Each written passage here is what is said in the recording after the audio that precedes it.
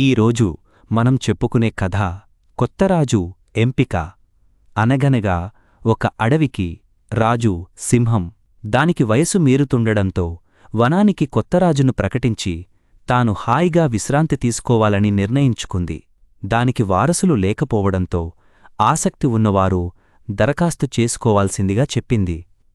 సింహం తర్వాత రాజుగా ఉండటానికి ఎలుగుబంటి, ఏనుగు ఆసక్తి చూపించి ముందుకు వచ్చాయి. కాని ఒక్కరికి మాత్రమే అవకాశం ఉండటంతో, మిత్రులారా, రాజుగా ఉండటానికి మీరిద్దరూ ముందుకు రావడం చాలా సంతోషంగా ఉంది. కాని మీలో ఒకరు మాత్రమే రాజు కాగలరు అంది సింహం. అయితే ఇంకేం, మీరే మా ఇద్దరిలో ఒకరిని ఎన్నుకోండి అన్నాయి ఎలుగుబంటి, ఏనుగు. వచ్చే పౌర్ణమికి మీరిద్దరూ తిరిగి నా గుహకు రండి. అప్పుడు మీలో ఒకరిని రాజుగా ప్రకటిస్తాను. ఈ క్షణం నుంచి మీ ఇద్దరికీ రాజుకుండే సంపూర్ణ అధికారాలున్నాయి. వాటిని సద్వినియోగం చేసుకుంటూ సమస్యలను మీ శైలిలో పరిష్కరించండి. మీలో ఎవరు రాజుగా ఉండటానికి అర్హులో నేను పరిశీలిస్తాను.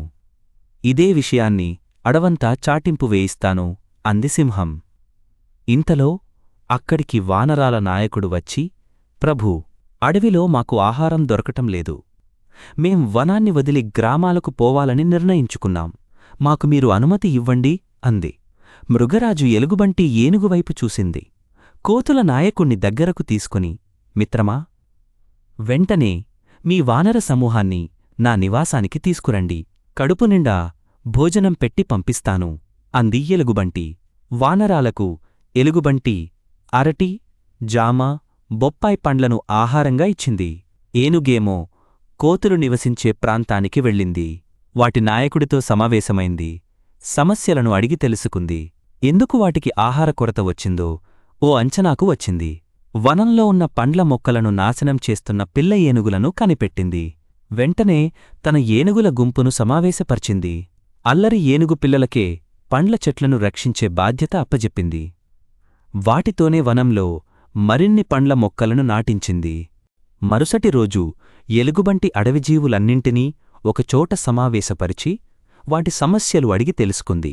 తాను రాజునైతే వాటిని పరిష్కరిస్తానని చెప్పి గొప్ప విందు ఇచ్చి పంపింది. ఏనుగు అడవంతా కలియతిరుగుతూ సమస్యలు తెలుసుకుంది. ఆ వేళకు ఎవరో ఒకరి ఇంటా అతిథిగా ఆహారం తింటూ ముందుకు సాగింది. తాను రాజైతే సమస్యలన్నీ ఎలా పరిష్కరిస్తానో వివరించింది. రహస్యంగా ఇదంతా మృగరాజు గమనిస్తూనే ఉంది. ఇంతలో పౌర్ణమి రానే వచ్చింది. మృగరాజు తన వారసుడిగా ఏనుగును ప్రకటించి తన కిరీటాన్ని దానికి తొడిగింది. మృగరాజు ఎలుగుబంటిని దగ్గరకు తీసుకుని, మిత్రమా, నీకు రాజుగా ఉండటానికి అన్ని అర్హతలూ ఉన్నాయి. కాని నాయకుడనేవాడు ఒక సమస్య వచ్చినప్పుడు దాని మూలాలు తెలుసుకుని శాశ్వత పరిష్కారం చూపాలి. అంతేకాని తాత్కాలికంగా సమస్యను సద్దుమణిగేలా చేయడం వల్ల ఏ ప్రయోజనమూ ఉండదు. అలాగే నాయకుడు తన దగ్గరకు ఇతరులను రప్పించుకోకూడదు. తానే వారి దగ్గరకు వెళ్ళి సమస్యలను వినే ప్రయత్నం చేయాలి. ఆ పని ఏనుగు చేసింది. అందుకే ఏనుగును రాజుగా ప్రకటించాను అంది.